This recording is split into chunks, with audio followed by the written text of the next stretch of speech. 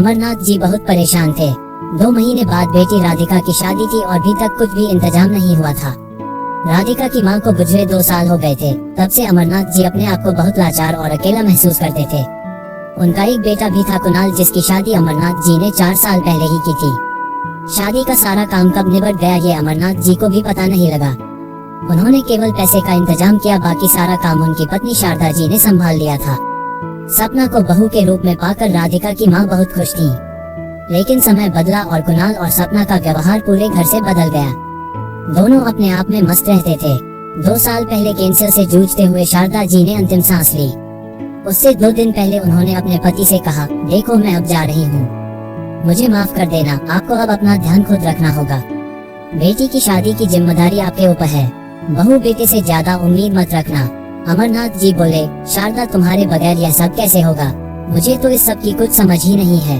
शारदा जी की आंखों से आंसू बह रहे थे, जैसे सब कुछ अधूरा छूटा जा रहा था। फिर उन्होंने जल्दी से अपने आंसू पोंछते हुए कहा, मैं कहीं नहीं जा रही हूँ, हमेशा तुम्हारे साथ रहूंगी और राधिका बिल्कुल मेरी परछाई है, वह सब कुछ संभाल लेगी। बहू पर ज्यादा गुस्सा मत करना, बच्ची है अभी, धीरे धीरे सब समझ जाएगी। अमरनाथ जी आंखों में आंसू रोके शारदा जी की सारी बातें सुन रहे थे, लेकिन उन्हें पता था कि अब जीवन उन्हें जीवन साथी के बगैर ही काटना है। आज शारदा जी को गए 2 साल हो गए। इस बीच जीवन में इतना कुछ बदल गया जिसकी उन्होंने कल्पना भी नहीं की थी।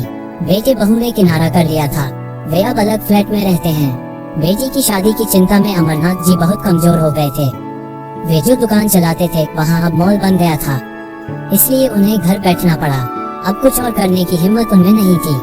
जो जीवन भर जोड़ा था उससे बेचाई की शादी करना चाहते थे। बेटी जॉब करती थी, उसी से घर खर्च चलता था। राधिका अपने पापा का बहुत ध्यान रखती थी, लेकिन वह काम में इतनी व्यस्त रहती थी कि उसे घर आकर भी ऑफिस का काम करना पड़ता था।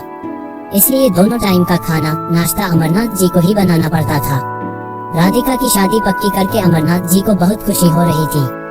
वे घंटों अकेले शारदा जी की फोटो के सामने बैठकर उनसे बात करने की कोशिश करते रहते थे, अपनी खुशी बताते थे। साथ ही उन्हें यह दुख भी था कि बेटी के हाथ पीले करते ही वे अकेले रह जाएंगे। एक दिन अमरनाथ जी सुबह जल्दी ही घर से निकलने लगे तो राधिका ने टोका, पापा इतनी सुबह कहाँ जा रहे हो, नाश्ता भी नहीं किया आपने?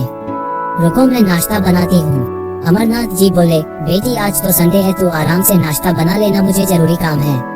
तेरी शादी की तैयारियां करने ही जा रहा हूँ, आज तू नाश्ता और खाना बना लेना, दोपहर को मिलते हैं। अमरनाथ जी यह कहकर जल्दी से निकल गए। राधिका वापस सोने चली गई। अमरनाथ जी ऑटो से एक बिल्डिंग में पहुंच गए। वहां एक फ्लैट के सामने उन्होंने डोरबेल बजाए। सामने उनकी बहू सपना खड़ी थी। ओहो पापा जी, आप यहाँ कैसे, आपको यहाँ का पता कैसे मिला? अमरनाथ जी खून का घूंट पीकर भी चुप रहे, क्योंकि उन्होंने शारदा जी को वचन दिया था कि अब वे बहू बेटे से कभी कुछ नहीं कहेंगे। सपना ने अंदर जाते हुए कहा, कुणाल तुम्हारे पापा आए हैं। कुणाल बाहर आया, अरे पापा आप अंदर आइए ना, क्या बात है, सब ठीक है ना? अमरनाथ जी उसके साथ अंदर आ गए। बेटा राधिका का रिश्ता पक्का कर दिया है, शादी में अब सिर्फ 1 महीना बचा है। मैं चाहता हूँ कि तुम दोनों पहले से घर आकर सारा काम संभाल लो। मैं अकेला पड़ गया हूँ, तुम्हारी माँ भी नहीं है। बेटी की शादी में मैं कोई कसर नहीं छोड़ना चाहता हूँ। इससे पहले कि कुणाल कुछ बोलता, सपना बोली, देखिए पापा हमसे कोई उम्मीद मत रखिए, मुझे पता है आप पैसों के लिए यहाँ आए हैं। इस फ्लैट को देखिए, इसकी EMI में कुणाल की आधी सैलरी चली जाती है। अमरनाथ जी का दिल भर आया, मन किया कि अभी यहाँ से उठकर चले जाएं, लेकिन उन्होंने कहा, नहीं नहीं बहू, पैसों की जरूरत नहीं है, बस जिम्मेदारी उठाने की बात है। तुम दोनों आओगे तो घर भरा भरा लगेगा। मैंने सब इंतजाम कर लिया है, लेकिन अगर लड़की का भाई नहीं होगा तो लोग बातें बनाएंगे। कुणाल बोला, पापा आप चिंता न करें, हम 1 सप्ताह पहले ही आ जाएंगे। सपना ने गुस्से में कहा, तुम्हें जाना हो तो चले जाना, मैं कहीं नहीं जाने वाली हूँ, न 1 सप्ताह पहले न शादी के दिन। अमरनाथ जी आखिरी उम्मीद भी टूट गई, क्योंकि उन्हें पता था कि कुणाल सपना के बगैर नहीं आएगा। वे चुपचाप उठकर चल दिए। कुणाल ने बस इतना कहा, पापा आप चिंता न करें, मैं इसे किसी तरह मना लूंगा। अमरनाथ जी बिना कुछ बोले अपने घर की ओर चल दिए। घर पहुंचकर देखा तो राधिका उनका खाने पर इंतजार कर रही थी। वे न चाहते हुए भी अपने आंसू रोक नहीं पाए और राधिका के सामने फूट फूट कर रो पड़े।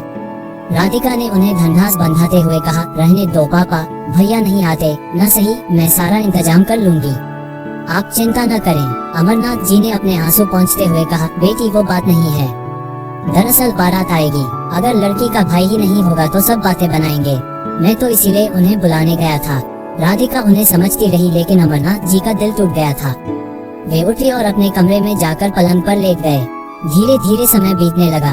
अमरनाथ जी अपने कुछ दोस्तों के साथ मिलकर शादी की तैयारियों में व्यस्त हो गए। अब शादी में सिर्फ 2 दिन बचे थे। सारी तैयारियां पूरी हो गई थी। घर में मेहमान आने लगे थे। रात के समय राधिका ने अमरनाथ जी से कहा, पापा, मैंने आपके लिए किसी से बात की है। आपकी हेल्प के लिए किसी को रखने के लिए वह आपके साथ ही रहेंगे। खाना बनाने, कपड़े धोने से लेकर घर की सफाई सब करेंगे। उसकी सैलरी मैं दे दूंगी, आप चिंता न करें। अमरनाथ जी बोले, बेटी, अब मुझे किसी बंधन में नहीं बंधना। मेरे लिए किसी से बात मत कर। अब मैं यहाँ से निकल जाना चाहता हूँ। अलग अलग जगह घूमना चाहता हूँ। राधिका ने कहा, ठीक है पापा, आपको जहाँ भी जाना हो मुझे बता देना, मैं आपकी टिकट, होटल सब बुक कर दूंगी। अमरनाथ जी कुछ नहीं बोले। शादी वाले दिन कुणाल और सपना दोनों आए। अमरनाथ जी के पैर छुए तो उन्होंने फीकी मुस्कुराहट से उनका स्वागत किया। राधिका स्टेज पर बैठी थी। कुणाल और सपना उसके पास गए, फोटो खिंचवाया और खाना खाकर जाने लगे।